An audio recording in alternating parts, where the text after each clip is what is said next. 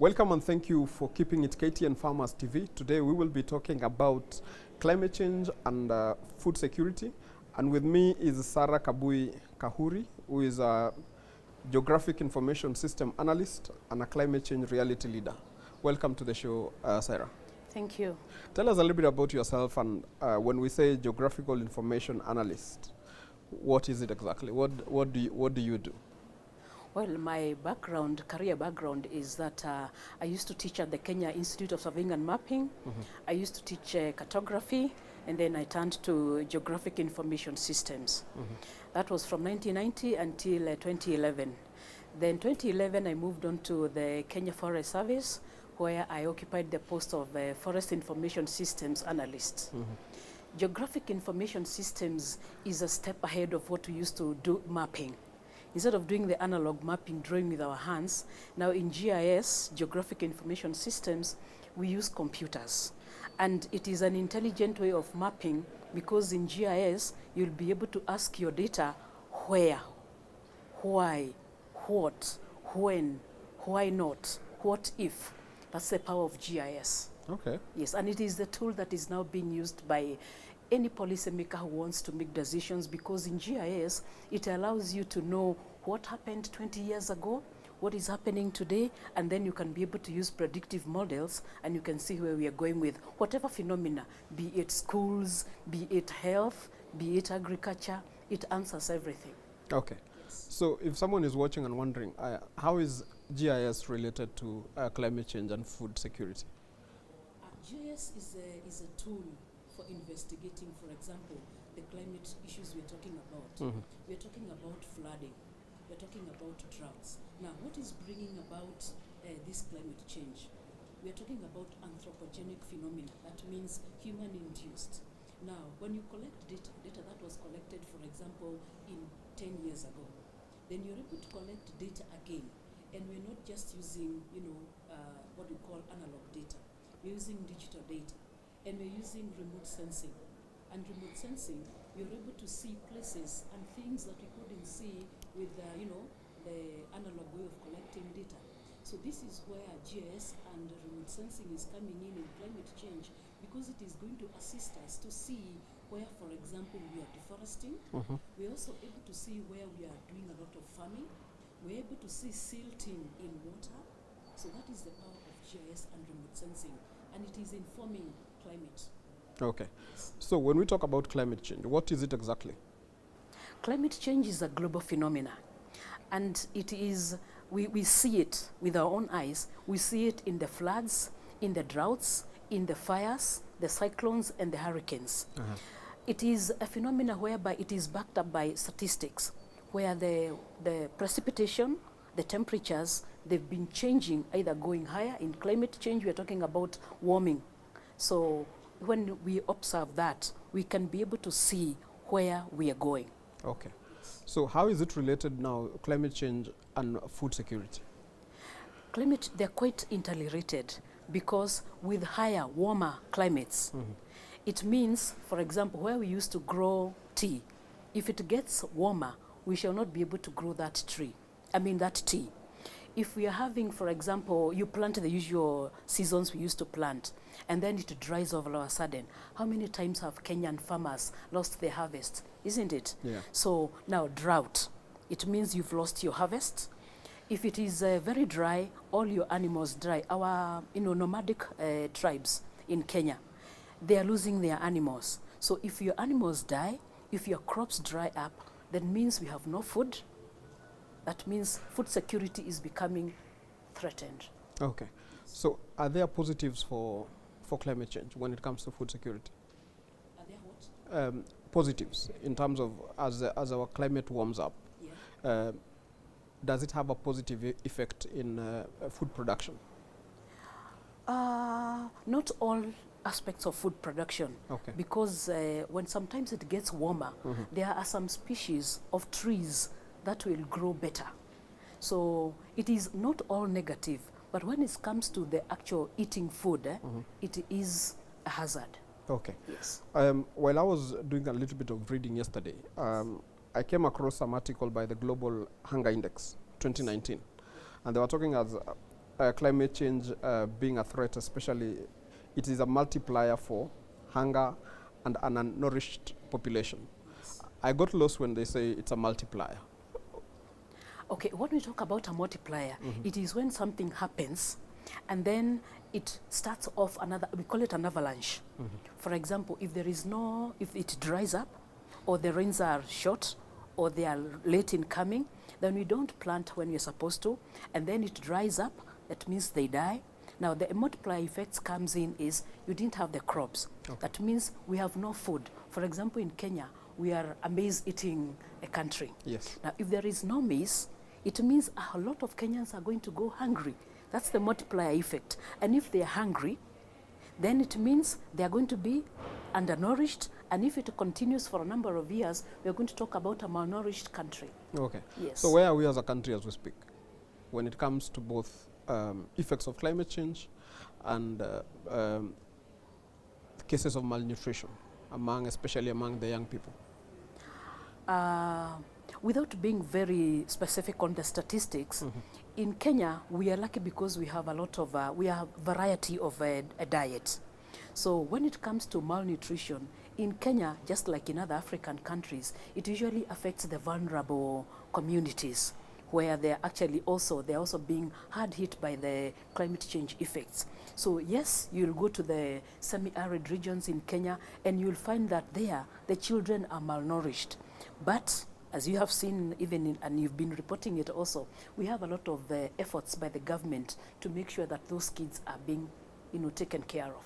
Okay. So what do we really need to do as a country to at least slow it down? To slow it down, one of the things is we need to stop emitting and stop deforesting, stop destroying the environment. Because when you for example, when you clear a forest, forests hold the soil. That means when you clear a forest for cultivation, one, you're going to have emissions. A tree holds more carbon than a maize plant. And then also the soil is loose. Okay. You've seen it in Murang'a. When they cut forests, yes, then we have landslides. Also the wind also does a lot of wind erosion, you see? So we need to stop taking care of the environment, make sure that you have plants on the ground that are holding the soil, and also you make sure that your rivers are running.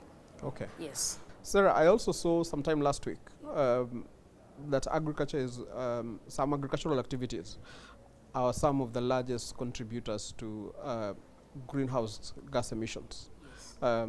Even today in one of our newspapers, I've seen an article that we should stop eating a lot of meat and reduce our intake on milk to help reduce the emissions of greenhouse gases.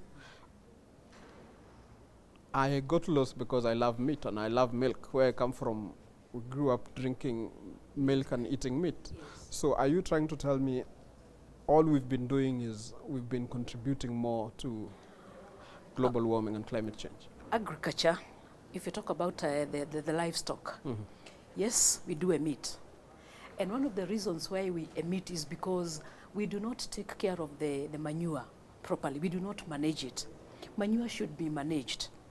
And let me talk about pig farming or even cattle farming. You see, you have heard of biogas units? Yes. We should not be letting our manure just, in the village. What do we do with our manure? We usually let it just outside there without any management. We should make sure we contain our manure so that the gases emitted can be used, for example, for biogas cooking. Also, when you feed your animals, there are some type of feeds that make animals emit more methane. You see the way you've gone to a cow shed, Yes. and you can feel the hot gases coming out.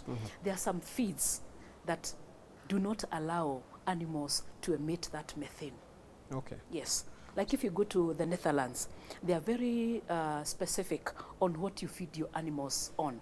And they say, I want cheese and milk from grass-fed animals. That means feeds have got a lot of impact on the biogas, the emissions that we are emitting. Okay. Yes. That means those farmers have been educated, are well informed. But coming back here, even my mother or my father in the village, How many of them know that whatever they are doing in their farms is causing what they are now saying the climate has changed? To be very honest, Where can they get this information? We should be the government, the news, the media. We should take a step of educating our farmers on how to do these things properly, sustainably. We're not going to say we're not going to keep cows and pigs, but we should do it in a sustainable manner. Okay. Yes. So on the same report of the Global Hunger Index, there's something I saw that globally, in terms of food waste, Yes. the world loses close to $1 trillion a year Yes. in terms of food waste.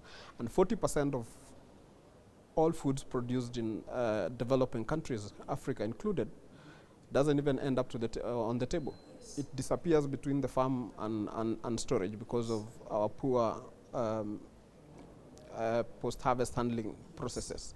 So how can we help, or what do we need to do to improve this situation? Not to lose as much as we lose. Yes. Because for developed countries, what they were saying is their food gets to the close to the table. Yeah. Most of it either expires on the shelves, Yeah. or the excess that maybe restaurants and hotels cook and the rest goes to waste. But for us, even it doesn't get to the table. Yes. So how do we find a balance? I think there are methodologies out there. For example, the way you harvest, the way you dry, the way you store, and a lot of farmers are lacking that. Okay. That is where we have a lot of, we call it the lost harvest. And I think with education, with a lot of education and practical education for that matter, we should see our food getting to the table. Yes. Okay.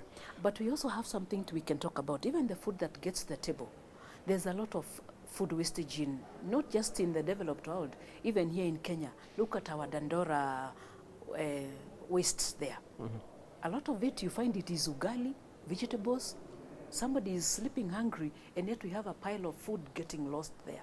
Okay. Yes. I've seen some other countries, they've converted such dump sites into energy producing industries. Why is it so difficult for us to just start slowly and maybe rehabilitate that particular section? The government is working on that, but you know, some of these things take some time because there's a lot of sensitization I have seen. NEMA, even other government ministries, they are trying to educate their people on not wastage and proper management of that food waste. Okay. Yes. As we sit here and have this conversation today, world leaders are meeting in somewhere in Britain, the COP26. Yes. Do you think these meetings every year come up with solutions that are being implemented, or it's an opportunity for them to just go and have photos and... No, the decisions they come up with, they are good, they are viable. And in Kenya, we are taking some of those decisions that being out there, we have been implementing them here. I'll give you an example. In 2016, Kenya, we did what we call restoration options mapping. And we wanted to know which areas in Kenya can we restore so that we start sequestering our carbon. So yes, those decisions made out there, they are coming down to Kenya. Okay. Yeah. In one of the meetings, I don't know which year it was, on the same COP meetings, there was an agreement that they will stop deforestation by the year 2030. Do you think as a country we are closer to that, or will we be able to stop deforestation by 2030? Kenya is working very hard on that reforestation and afforestation and halting deforestation. As you are aware, there isn't a lot of tree cutting that is happening in Kenya. Even on your own farm, for you to cut a tree, you need to get authority, isn't it? Yes. That is one way of halting deforestation. And also, there is a plant a tree initiative. Everybody is being encouraged. When you cut a tree, you plant another one. If you don't have a tree on your farm, plant another one. If you're living in town, plant a flower in a pot. Okay. Yes. So how, as a country, when it comes to food security and climate change, Yes. how can we now learn to live with this new condition, but at the same time still produce enough food for the growing population? The developed world, and it's also trickled down to Kenya, they're using the GMO seedlings. Yes. They are drought resistant, salinity resistant, because as the climate gets warmer, the water is going to become more saline. They are also fast, we call them fast, fast growing. Instead of taking 6 months, they'll take 3 months. So that is one of the ways that the whole world is looking at addressing the food security. It's a solution.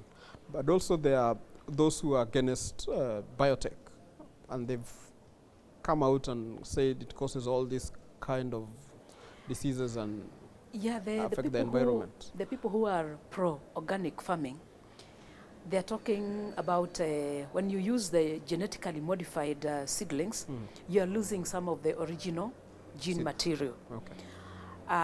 They are also against the use of fertilizers. But let's be honest here. When you use a lot of fertilizers on the ground, it is causing a lot of, it's a contribution to emission of gases.